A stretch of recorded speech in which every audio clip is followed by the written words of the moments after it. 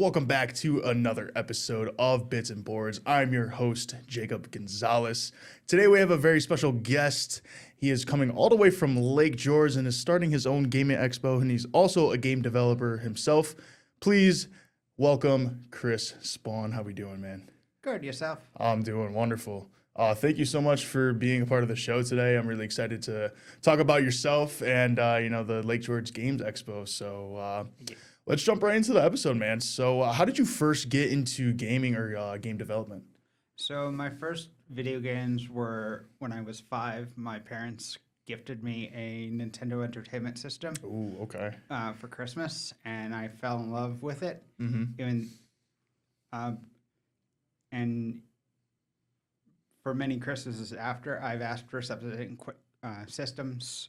The Super Nintendo, even though my parents got me a Sega Genesis, because we moved out to Long Island at the time, and they were having a Sega Channel promotion. The N64, the GameCube, the Wii, the Wii U, the Switch. I've also had the handhelds, Game Boy, Game Boy Color, Game Boy Advance, Nintendo DS, Nintendo 3DS. So you're a big Nintendo guy, is what I'm Yes. hearing from. Okay. I've definitely, like, when I was a kid, I was definitely like a big like Super Mario Bros, Mario Kart, that type of thing. Yeah. Mario Party in my college dorm. Oh my God, we used to go crazy for Mario Party. But oh yeah, understandable. no, for sure. So so big Nintendo guy. Have you ever ventured out into Xbox or PlayStation, anything like that? Or I got a PS2 back when the PS3 and PS4 were big, mainly to play the Kingdom Hearts games. Okay. I also used them to play some of the Final Fantasies because I was curious about how they were. Great games. At least, I've never played them personally, but from other friends, I've heard nothing but great things about those games. Yeah. So, but yeah. So let's talk a little bit about your game development. Is that correct? I've heard that you made a few games yourself. So, to be honest, I've been trying to make games since I was 11. I've had multiple projects, a lot of which I put in a lot of energy for, and almost all of them have fallen apart. Some of them due to just, honestly, decisions I made that didn't work out. And one of them due to one of the members of my team becoming sick. He had to leave, and we ran out of funding before we can find a replacement. Oh, man. Okay. So what were some of the ideas that you guys had? What were some of the games that you were planning on working on? So I'm a big fan of RPGs. Okay. My projects have all pretty much been around those. The one that the programmer had to leave was a tactical role-playing game similar to Final Fantasy Tactics. But it was more of a spin of sci-fi and fantasy blended together in a genre known as science fantasy. Okay. And we had side quests planned out. We had dialogue and sprites ready to go. So yeah, it seems like you guys had a lot of good ideas. Were most of these collaborating with other people, or were some of these solo? Most of them were ideas I came up with on my own. Okay. And then I brought on other people to work on the projects as time and project needed. Okay. And how many people did you usually work with? Was it just like a few people, or did you kind of have sort of a kind of a big team? How does that work? The teams were pretty small. Okay. The most I had at one point was probably 7. Wow, and that's still really well for an independent game like that. Yes. You don't really, it's hard to find people to get on board, and at least your vision, especially as a game developer. You want things a certain way, and then once you bring in other people, it's good to have those different perspectives. It is. So it definitely helps elevate your ideas, but I'm sure working with other people is kind of open doors for you, I didn't really think of the game this way. So it did force me to clarify on details that I hadn't considered before, should this person look more like a ninja or should they look more like a samurai? Right. No, for sure. So have you come up with any games yet, or is it kind of still just waiting around? Or most of them still are in the draft phase. Okay. I've switched my focus more towards tabletop designing for the moment, not because I don't like video game development anymore, just it's easier to do and less resource intensive. Plus, I hang out with a board game designing group Okay. at Bard and Baker, Okay. and they're always willing to play test things I come with. Yeah, no, see, that's really cool that you have a little community that you're able to test these games out, and I'm getting the sense of that's kind of what your expo is kind of for. So, I mean, I've had a few other people that have come on, and they've had some of these events where they had play testing for different Yes. board games and things like that, which is really cool. And I've also heard that you've been a part of some of those. It was like Capital Land and Adirondack were some of the other events that you were at. So. Did you kind of get inspiration off of them, or was it kind of just you wanted to make your own separate event? It's inspiration from those. When you grow bigger, you need to sometimes diversify in what you're offering, which is why a lot of big events will more focus on pop culture instead of games and game development. The One Up State event that I helped organize is just game development focused, and a lot of people are saying we need more events that are focused on game development, but For sure. not a lot of game developers have the interest, time, or experience to organize events. So I'm trying to learn what I can from organizing these events to fill in that gap. Yeah, no, most definitely.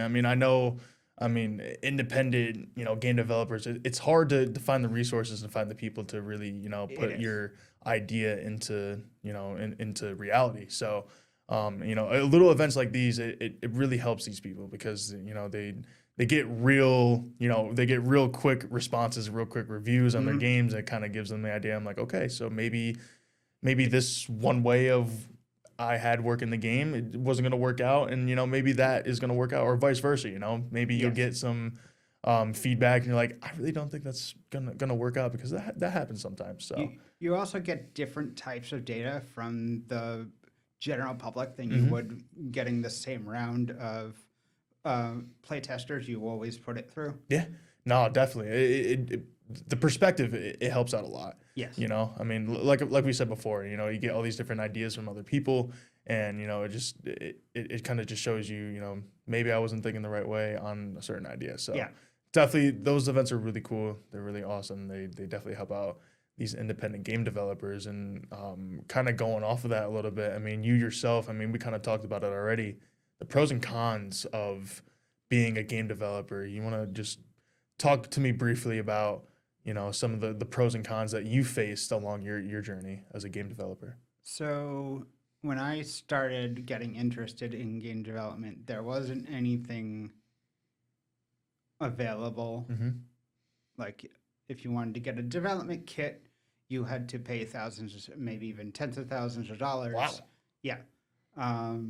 So my parents, when I told them I wanted to get into game design, are like, well, if you're going to do that, you're going to need to find something that actually will pay your bills and stuff like that, which is why I ended up in computer science, a field I'm actually decent in. Yeah. While I was at college getting my computer science degrees, I also took elective classes in computer art and mathematics. That way I can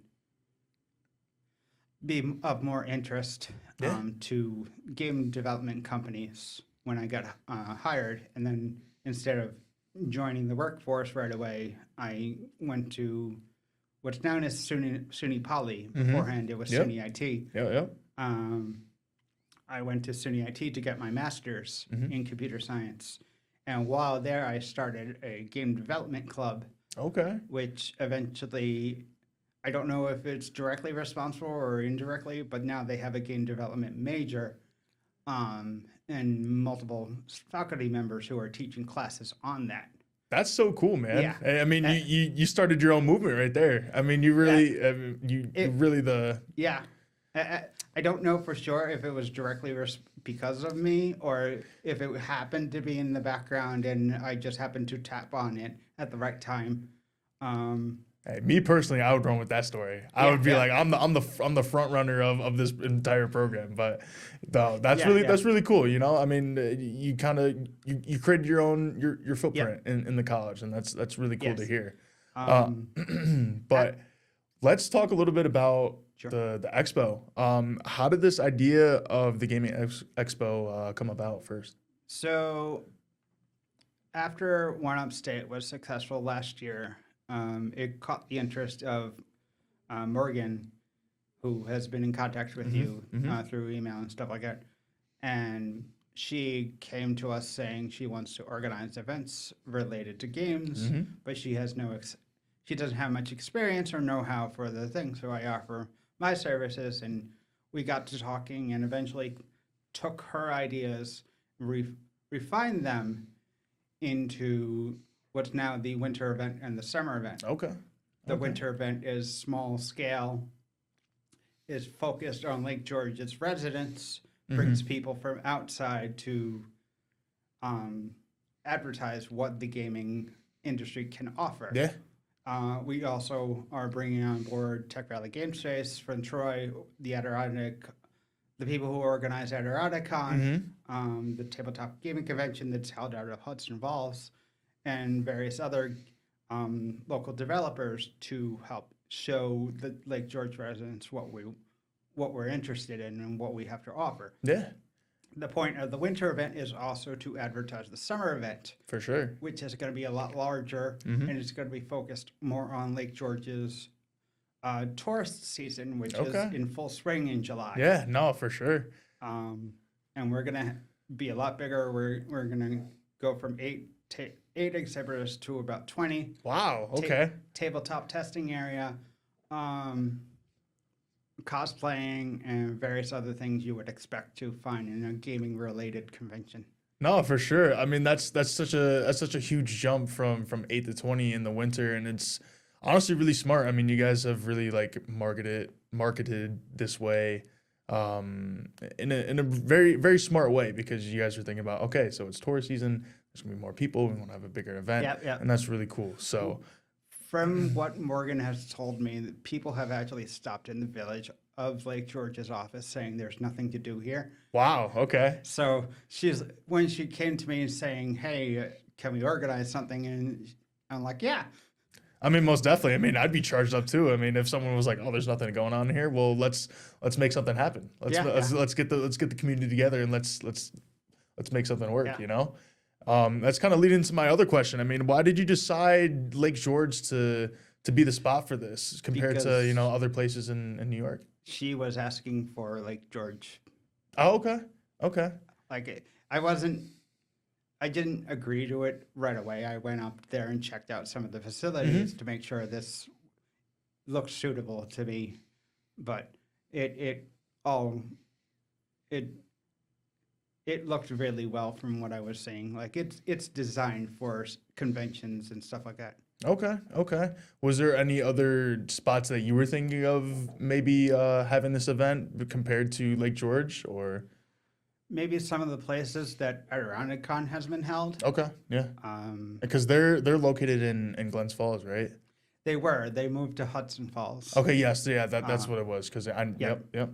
But yeah, no, that's really cool, man. I mean, I'm glad you guys found a little home. You guys are building your own community, and it seems like you guys have a really good system going on. But And we actually reaped a benefit from having it within within Lake George's borders, since the town and village have agreed to help fund the event. really, Yes. that's awesome. That's really cool. I mean, especially the gaming landscape now. I mean, I've said this in previous episodes before. I'm sure the people that have watched the show have heard me say this a lot, but the gaming landscape has changed so much compared to like the 2000s. Like, if you went into school and you're talking to your buddies like, "Oh, I just played the new game," they're gonna look at you a certain way. But now we've gotten into this part where during the later 2010s, early 2020s, gaming has basically exploded. It became its own business, its own like corporation. Oh, yeah. And you got all these esports teams now. You got colleges having esports teams, and it's become this big phenomenon that's Yeah. now celebrated by pop culture instead of being just looked down upon. So Yes. I think that's a very cool, a very progressive way to keep the gaming community moving forward. So. Well, we're going to head into break, but once we get back from break, we're going to do a deeper dive into the upcoming events and what's going to be happening in 2026. So we will be right back.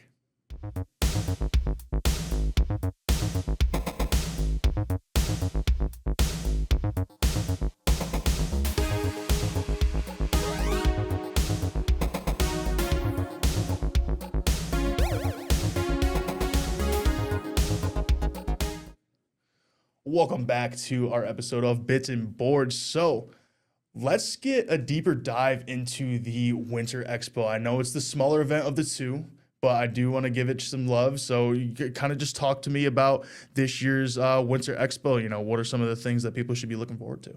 So we have 8 tables, as mentioned prior. Tech Valley Game Space, the people who organize Adirondack-Con. We also have some game company called Troy Story Games, Okay. bringing their Messenger Mess demo. Okay. Which surprisingly got Rochester's game development group to help promote our event because Really? yes, so Messenger Mouse was presented at their last event back in September, Okay.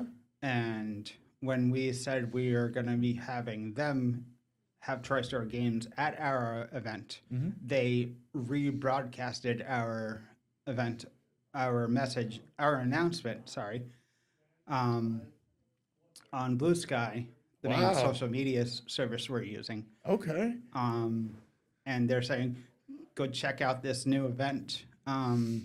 It's at a library. It's showing stuff that we've shown beforehand, wonderful game demos and stuff like that. Oh, that's really cool. I mean, it's awesome that other events have really kind of given you a platform to, market this to other people and, and just get more people around, So, Yes.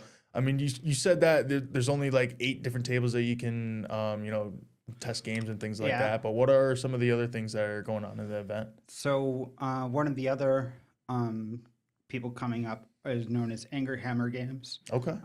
The owner and developer for the games are located right here in Albany. Okay. All right. He has 10 games ready to show, 5 of them educational for kids. All right. 5 of them are more action oriented for the older kids. Even mixed between the two, for Yeah, sure, yeah. for sure. He has been working on these games for 10 years and was never really interested until now to find a way to sell them. Wow. Yes. How come? Do you know? Or I honestly don't know myself. I'm guessing it just didn't interest him.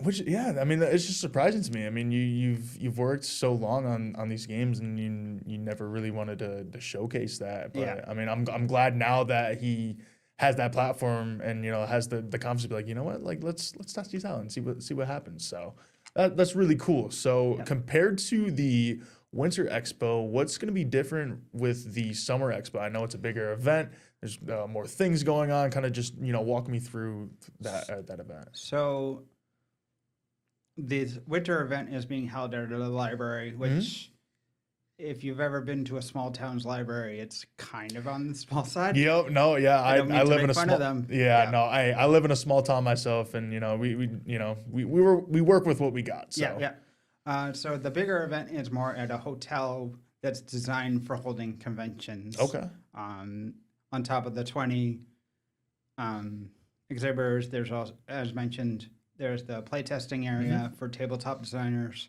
We're aiming for a quiet space for people who have sensitive, like auditory needs and stuff like that. An area for presentations and like demonstration on how to design a game. Oh wow. Okay. So a little educational twist in there too. No, that's really cool. So you also mentioned like like cosplaying and stuff like that at the summer event. Is that kind of like a big thing there We're or? hoping. Okay, all right. There's no way to guarantee that cosplayers will show up. Mm-hmm. We're just going to be including in our advertisements for the summer event that cosplaying is welcome. Yeah. So if any cosplayers are or local or vacationing in the area, hopefully they bring their supplies. Yeah, no, most definitely. I mean, you get everyone out in their costumes and get charged up. I mean, my sibling is really big into cosplaying, and they really just get right into Oh, it. yeah. Like they have so many different costumes, so many different ideas, and it's just really cool to see that all kind of come into fruition and kind of put their own spin onto a different character or a different things like that. You know what I mean? So it's really cool to see that. I went to Retro GameCon a few weeks ago in Saratoga, Mm-hmm. and there were cosplaying everywhere. They had a cosplay competition. Really? And Okay. I was having fun manning a booth, trying to guess, okay, that character from that franchise, Yep. that character from that franchise. You're kind of connecting the dots there for Yeah, sure. yeah. I saw like 3 Links, 2 Marios. Oh man, okay. Who ended up winning the competition? Do you know? Or I do not remember. oh, I okay, apologize. okay. Well, no, that's really cool. Let's kind of get into the impact of the community. Sure. I mean, we're having this in the capital region. I feel like more and more as I do these episodes, I keep on learning about all these different expos and events that happen. And you don't really get to see coverage on that too much, and you don't really get the exposure. So how Yes. important is that to have the exposure and to really bring these events to the capital region and for the gaming community that's here? So expos, conventions, conferences, etc., are one of the main ways that indie developers connect with each other and make networking and stuff like that. It's very important to help them get their name out. But until we held One Upstate, most of the things held in the capital region were something small, like at RPI. Yeah. One of the reasons One Upstate was brought about was to make a regional one, a larger scale, and then Lake George is following that model. Okay. But before then, you would need to go, if you wanted something larger than what RPI or RIT was offering, you would need to go down to New York City for one of their events. You would need to go out to Boston for the Right. Festival for Independent Games. A new one coming up in Baltimore is actually bigger, but it's also more expensive and requires staying at a hotel and stuff like Yeah. that. So doing something that's local but also large, medium scale is hitting a niche that I think a lot of people see that needs to be filled, but they don't have the time or resources to do it themselves. No, for sure. I mean, you kind of talked about affordability too for some of these events. I mean, you got like the big Comic-Con events. At least now, I mean, I know in years past they used to be at least a little bit affordable, but now the the price cost to even go there has just been increasing, and it's just Yes. like it's hard to make ends meet when you want to go to those big events because you know that there are so many different resources, so many different people you can meet, so many different cool events that they have there, but it's like at what cost? You're like scrambling to find a place to stay for the night, and yeah. you go to these different big cities like New York City, Boston, whatever the case may be, Baltimore, like you were just mentioning now. Like it's unfortunate that we've gotten to a point where it's starting to become just not viable enough to go out to these big events, and that's why we should be supporting these smaller events because you guys are trying to Yeah. get everyone to go here at an affordable price and also bring the same type of content that you would get at these bigger events. So I think it's really cool that you guys are doing this. I've been in talks with a group out in Binghamton. No, not Binghamton, Buffalo. That we're organizing a game-related event, and the hotel they hosted at jacked up the prices. Oh wow. And the hotel claimed it was due to inflation and increasing employee salaries to keep up with inflation and Right, various right. other circumstances, but it made it so they couldn't host the event there anymore. So I sent them some ideas based on my experiences, and they haven't got back to me Okay. on whether or not they followed up on those, but No, yeah. So that's very cool that you've created these connections with all these local different events and things like that to kind of bring that all together. So I think that's really awesome. Kind of to end off the episode here, I kind of want to know, like, what's the future like? Well, how big do you want to get the Lake George Games Expo? What's kind of the next like 1 to 2 year timeline for you? so I'm hoping, assuming the winter and summer events are successful, which I hope they will be, we're planning on bigger events the following winter and summer. Maybe offer more events throughout the year that are smaller scale, just to keep our name in the public conscience over there. For sure. I'm also hoping to use the experience I gained from, just as the experience with One Upstate is helping inform Lake George, the experience I'm getting from Lake George is going to help me with whatever I plan next, Right. whether that's a gaming event in central New York or down south or further up north, wherever the winds take me. Yeah, most definitely. So you're not married to the New York, you're not married to the New York State. You kind of want to expand and you know take control of the the Northeast, or are you trying to go whole United States? How big of a picture we got here? For now, Northeast. That's fair. That's fair. You got to start somewhere. You work your way up. So I mean, and again, you guys are doing great things. You guys have you're getting all these local game developers together. You're getting the gaming communities together, and that's just the start. You start with a little bit of momentum and you keep on building off of that, and eventually it's going to blossom into something great. So I'm very excited for you, and I'm very excited for Morgan as well. And I can't wait to see how well the Winter Expo does. And we'll look into it next year when the summer one comes up, and potentially we should have you back on, and we'll talk about that a little bit more, because who knows? We might have some ideas and some special events coming up. We definitely want to talk about that a little bit. So I hope to have photos from the winter event to show. Yeah, most definitely. We could definitely talk about that too. I'd love to catch up and see how that went for you. So, but yeah, thank you so much for joining me on the show. I really appreciate you coming out and talking about the Lake George Games Expo. Real quick for the viewers, when is the Winter Expo? So it's December 6th. At the Codwell Lake George Library. Okay. All right. Well, if you guys are interested, you guys can come on down to Lake George and see this for yourself. I will hopefully be trying to go down there as well so I can see it all in action. But again, Chris, thank you so much for joining me on this episode of Bits and Boards. I really do appreciate you. You're welcome. Thank you for having me. Of course. Well, guys, thank you so much for watching this episode of Bits and Boards, and we will see you on the next episode. Take care.